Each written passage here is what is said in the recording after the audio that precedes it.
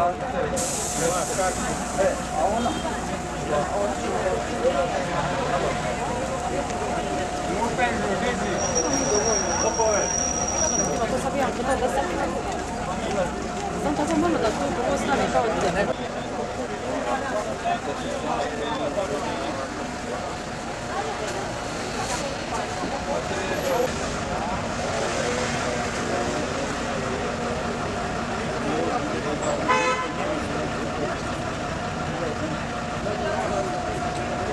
shopping centru šta se otvara sutra, hoćete ići samo kupovati? Mislite li da Šibeniku treba jedan još takav shopping centar? Zašto?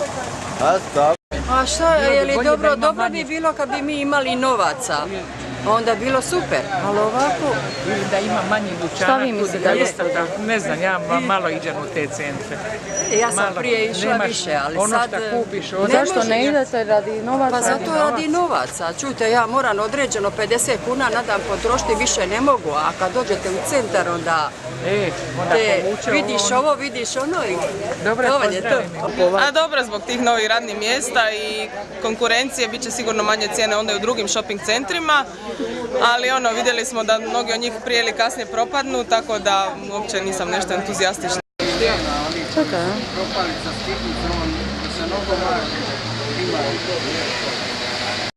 Dobro, malo ima, treba još više, jer grad Šibenik je narod bogat, ima firma, ljudi su zaposleni, imat će di troši novac.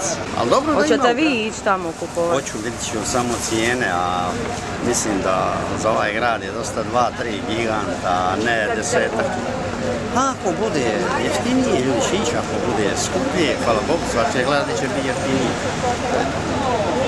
Sigurno, da je dobro, sigurno. Zašto mislite da je dobro kad ljudi onako nemaju novaca, nemaju... A mislim da je taj možda bude pogodnijim po cijenama. Mislite?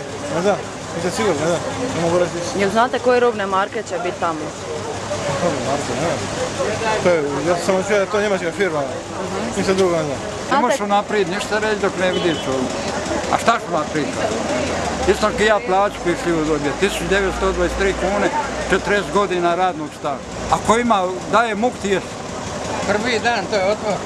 Šta vi mislite? A šta misliš za to moje? Da mi jadnim to je uvijek jadno, ali eto, bolje da se otvara. Neka radi sirotnja, bar neka plati radnika kako treba, a ne da ga drži onako, da ga ucjenjiva.